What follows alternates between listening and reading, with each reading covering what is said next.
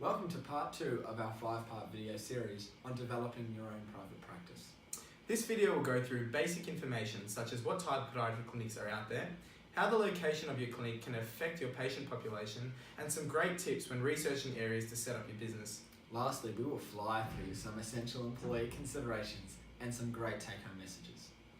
Choosing what type of clinic you are trying to become is essential, as you need a vision and a goal to work towards. Deciding on what type of clinic you're going to run should be a decision based on your strengths, personal beliefs, location of the clinic, population, and target patients. These are types of decisions that need to be made when choosing which type of clinic. There are many types of clinics to choose from, as listed below: sports medicine clinic, general podiatry clinic, pediatric focused clinic, aged care podiatry, and podiatry-based footwear store. With any of these considerations, it's important to target your audience may not be 100% focused on this population, and variety should be expected. With multidisciplinary clinics, a larger clinic will need to be purchased or rented to allow room for multiple practitioners.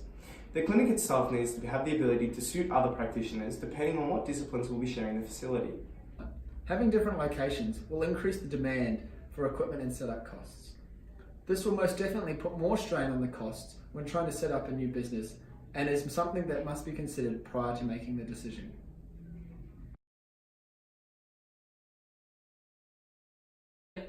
Another good question. Demographic-wise is absolute key with this one. The first clinic I looked at what other clinics are around, obviously. So I think at the moment there's about 5,100 podiatrists in Australia, but Melbourne's saturated. Yeah. Alrighty. So you look at what clinics are where, but then you also need to look at what clinics are offering what services. So if we go into an area like Kew now, podiatrists wouldn't really want to touch it. Okay, because there's a huge diversity of biomechanical, general care, surgeries, and again, there's lots of doctors in those areas, so easy referral pathways. But if there's already big established clinics, you don't want to go to those certain areas. Throughout the video series, we'll run through an example of a clinic and how we can apply it. The case study example we'll be using is framed around the clinic East Melbourne Podiatry and Wellness Centre. This case study, although a guide, should give an understanding of different aspects we need to develop and plan to start your podiatry clinic. The East Melbourne Podiatry and Wellness Centre aims to begin its inception as a podiatry clinic focused on fulfilling needs to the community with quality care. In the initial stages of the clinic's development, the focus will be primarily on growth, targeting multiple aspects of podiatry for general nail and skin care, biomechanical pathologies, paediatrics, and even wound management and care. In order to establish this in the community, it will require the employment of various health professionals such as physiotherapists, osteopaths, and myotherapists. The overlap for many of these disciplines may be evident in relation to treating pathologies. However, this will result in better care for each patient as the field of scope will constantly be evaluated. By having access to multiple health practitioners all under the same roof, care can be provided like no other, working in teams where needed for rehabilitation or to provide care. This may eventuate to having more than one clinic in surrounding areas, where instead of just having one hub with 4 or 5 practitioners, each sector may have different specialties along with podiatric care, as it will be our main focus in each initial stages. Geographical location is essential, as this is what will determine the majority of the patient population and types of patients that will attend the clinic. Socioeconomic status varies from location to location, alongside the type of people within the area. So as you can see, the location of the clinic will have different patient populations depending on its situation.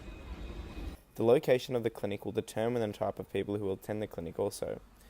Examples being those living in Kew, for example, having a higher socioeconomic status will most likely be willing to pay higher amounts for treatment, as they are generally wealthier, than say a suburb like Thomastown, which has a lower socioeconomic status. Another example being country versus metropolitan and the amount of clients that attend the clinic. Metropolitan clinics will have a much higher rate of walk-in patients due to the access and pure amount of numbers in the area compared to that of a small country town. Examples being thousands of homes being built on Melbourne's northern edge at Donnybrook. Many families are going to establish homes in this area alongside numbers of shopping complexes as they expect major growth in the area. The more people available, to more patients to the clinic. Other considerations to think of when choosing a location for a new clinic: is there any podiatrists working in the area? If so, what type of clinics are they? Populations: is this an elderly population? And cultural backgrounds in the area. The main point to take out of this is to make sure the location you're setting up the clinic in has room for growth and development, and that the area is in need of pediatric care. In regards to our case study, having a location that is going to be favourable to a wide range of podiatric conditions means finding a suitable suburb to work within. Inner Melbourne suburbs such as Balwyn, Hawthorn and Kew have their highest population of people within the ages of 40 to 49. Within this age group, it's expected to have an influx of individuals suffering or newly diagnosed with type 2 diabetes, as 1 in 11 people worldwide are diagnosed with the condition. This may result in an influx of individuals suffering with diabetic foot ulcers that have been undiagnosed, and regular foot assessments with patients to reduce the prevalence of diabetic foot ulcers. The city of Boroondara, where these suburbs lie, also plays home to 145 schooling facilities from childcare, primary and secondary schools. A large number of schools may correlate with a high number of paediatric or sports injuries. This will create some diversity for a private clinic, expanding knowledge and allowing a good variety of populations. With roughly 15 to 20 podiatry clinics within the area, that leaves a large amount of growth still applicable. With such a small number of podiatry clinics in relation to the amount of supporting practitioners, from GPs to physiotherapists, strong links can be forged to gain referrals and gain a reputation in the community. The city of Boroondara is also home to many points of interest frequented to many for lifestyle and work. Many of their main roads have large shop fronts and dining services, which results in a large exposure even to people passing through on bus, tram or trains. This exposure will result in more marketing for your clinic and will be a subconscious reminder for many people considering podiatric treatment. When opening a new clinic, it's important to consider what different aspects of work will need to be covered on a daily basis. Different roles associated with a clinic include reception work, payroll, legal responsibilities, orthotic work, and if desired, other health professionals including physios. Employees can bring another side of business to the clinic by different specialties in regards to physios or exercise physiologists. This can result in inter- and multidisciplinary care provided to patients, with a greater sense of care being provided to them. Employees can relieve many roles and allow for the owner to focus on aspects and take into what they need to progress on. Roles that can be relieved aren't limited to tasks such as phone answering and booking patients in and balancing books. Common tasks covered by receptionists. Got to look at that. First and foremost, the first person you put on is your receptionist. Yeah. That's the person that, although today you've got excellent software and you can find your practitioner, you can do online booking systems. Not too sure how the success of that goes, because I still think people want to hear someone at the end of the phone. Yeah.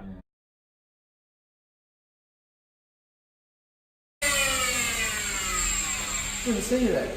Even practitioners that specialise in certain podiatry aspects, such as orthotists, can focus on certain aspects such as grinding and orthotic making. Back to the case study now. Once the location has been decided and the plan set in motion, with the property bought and sorted, who helps? It may seem like a good idea initially to start the clinic off on your own accord, as with lower patient numbers initially, it may still be manageable to work in all aspects of the clinic and catch up on the days or times you have lower patient loads. When a role becomes something you need someone to fulfill on a permanent basis, then hiring of a receptionist may be the next step. Help from law firms may be necessary as well in the short term when creating practice notes and storing legal documents. In this scenario, establishing what you want to achieve within the next clinic is important. If the idea of keeping the clinic solely podiatry specific is appealing to you, then look into hiring some new graduates or establishing podiatrists may be the next step. Very difficult, I found, in a country area. I had a mat leave position and I ended up getting and recruiting a UK podiatrist because I couldn't find an Australian one. Oh, Wow. So I did a Skype interview. Yeah. Hiring an established podiatrist who has worked in the field has an advantage of them being confident in their workload, time efficiency, and maybe in some cases bring their own patients to the clinic. Hiring a new graduate may be the best person in your situation though, as they're inexperienced working in the field, you can afford to pay them a lower rate. The retention of a new graduate may be harder if the consistency of work becomes too much, however, and as podiatry has a high dropout after 5 years, this may be only a short-term effect. If the idea of having a multidisciplinary practice is more appealing, then looking into other health professionals to hire would be the next logical step. Within the city of Boroondara, the largest employment industry is from the healthcare system and social assistance. This means there is a large amount of practitioners in the surrounding area, and having a hub of medical and health professionals may set your clinic apart from the multi-single disciplinary clinics. This is where referring internally within the clinic can be a welcomed resort, as you may offload some of your patients who may be better from other healthcare practitioners but still benefit from your business. Once these steps have been addressed and your clinic has continued to succeed and grow, it may be a time to step up to the role of your company director, business manager, where you may focus becoming the success of the business and away from the practical aspect. If your goal is to be more of a hands-on practitioner, outside hiring may be a necessary factor. 3, 2, 1. Establishing a clinic isn't as easy as clicking your fingers with your idea in your mind. There's a lot of groundwork and planning that goes into choosing what location will benefit your clinic based on what type of clinic you're planning to set up. How you go about deciding where you will set up will dictate about your prices and the affordability based on the socioeconomic status and what population you're likely to see the most. From there, choosing staff to support and grow your clinic is an important consideration, not only from a cost perspective, but also from a growth point of view. If you want to be seen as the hub for different types of patients, then hiring only podiatrists may limit your exposure and ability to do so. What path you decide, you should be prepared to be flexible, as starting any clinic will have curveballs, so be prepared to change your plan and continue on. Thank you for listening to video 2.